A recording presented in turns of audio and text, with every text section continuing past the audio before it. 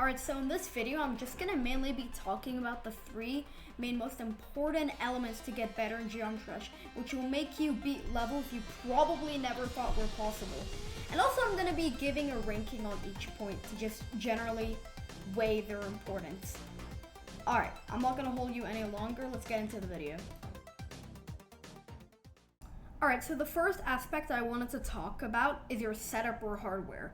So the first thing that matters in that category about setup and hardware is your refresh rate. So in short, a higher refresh rate improves game mode control and precision skills, which mostly affects your ship and wave skills, although it does improve other game modes.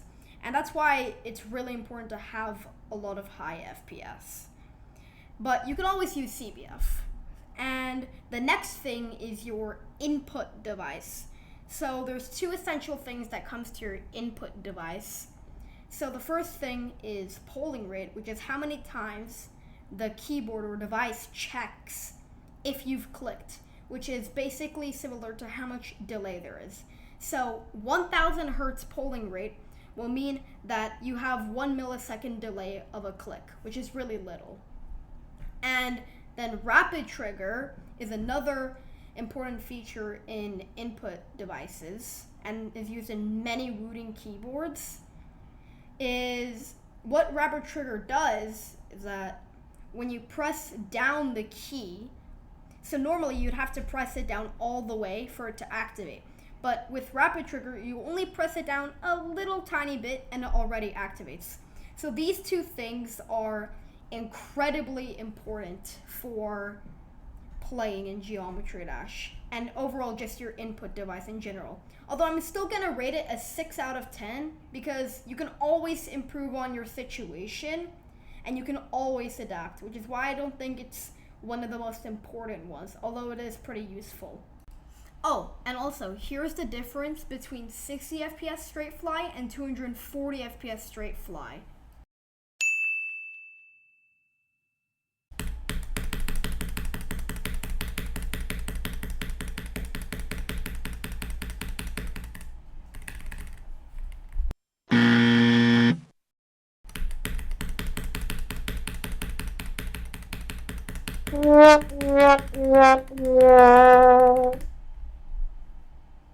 Yeah, a pretty big difference. Now let's talk about the next aspect of Geometry Dash improvement. In this video, I felt the need to talk about your mindset, as it is one of, if not the most important parts of improving. If you keep dying far or getting mad, you have to find every reason to be happy and changing your perspective. Don't see it as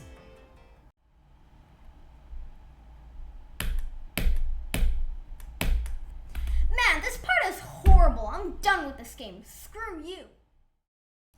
Instead, see it as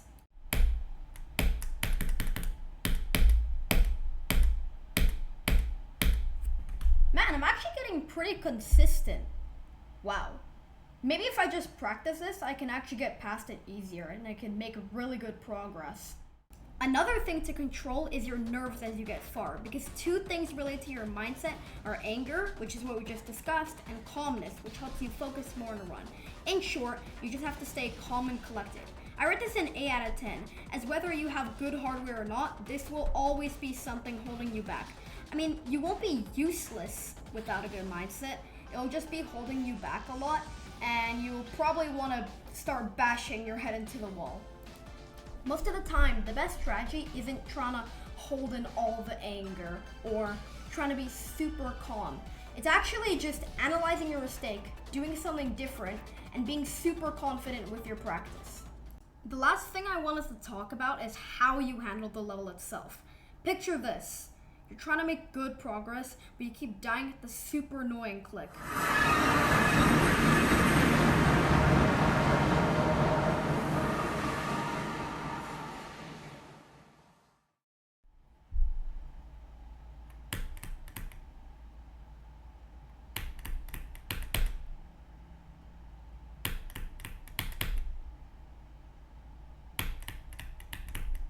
Dude, why do I keep dying this click? It's so annoying. I'm sure I'll get past it soon. and those were the words that haunted Frosted GD for the rest of his life.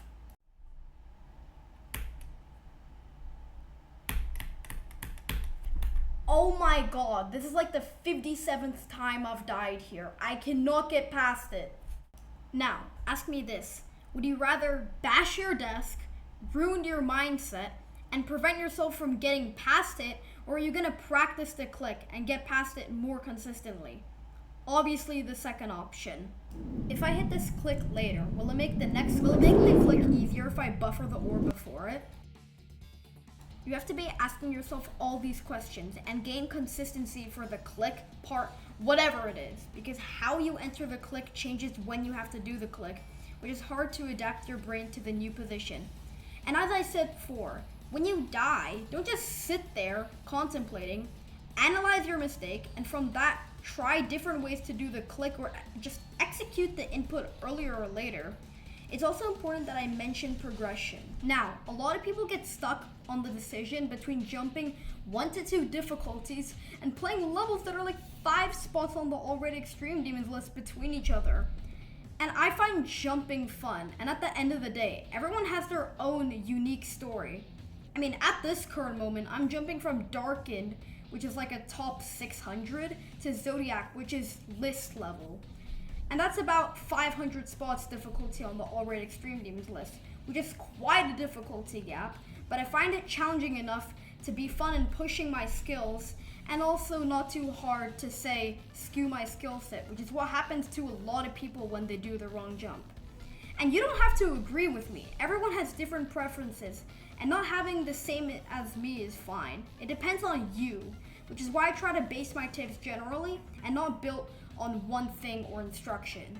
I rate this a 9 out of 10, as gaining consistency is super important, and it's also really important not just knowing what you need to tackle demons, but how you do it.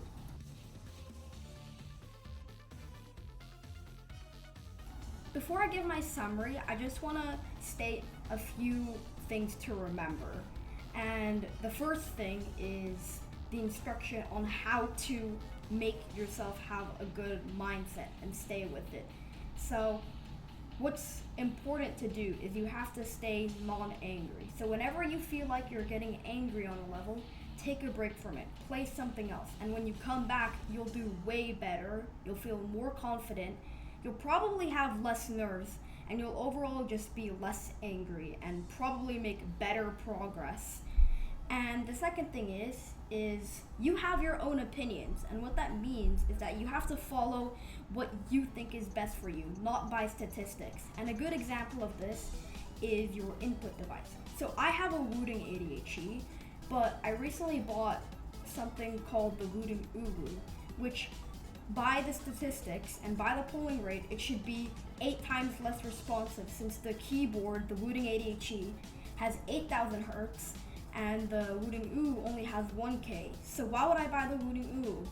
Well, I thought that it would be better because it just looks better, it sounds better, and that's my opinion. But I follow what I thought is best. And overall, I'm just playing much better with the Wooting Uru rather than the keyboard. And that's a prime example of don't follow things by statistics. Yes, it's important, but you should mainly be basing off what you think is best for you. You have your own opinions, follow your heart. Now I'm gonna give my summary. So in summary, you don't necessarily need an amazing input device or crazy monitor, because while it is good, you can always adapt to your situation. Stay calm and collected, take breaks when needed, analyze your mistakes, and follow what you think is a better click pattern, input device, whatever it is, because you have your own opinions. Don't follow what other people are always talking about. You have to follow what think is best for you, not what other people think is best. Follow your heart. Thank you for watching, and I hope this helped you.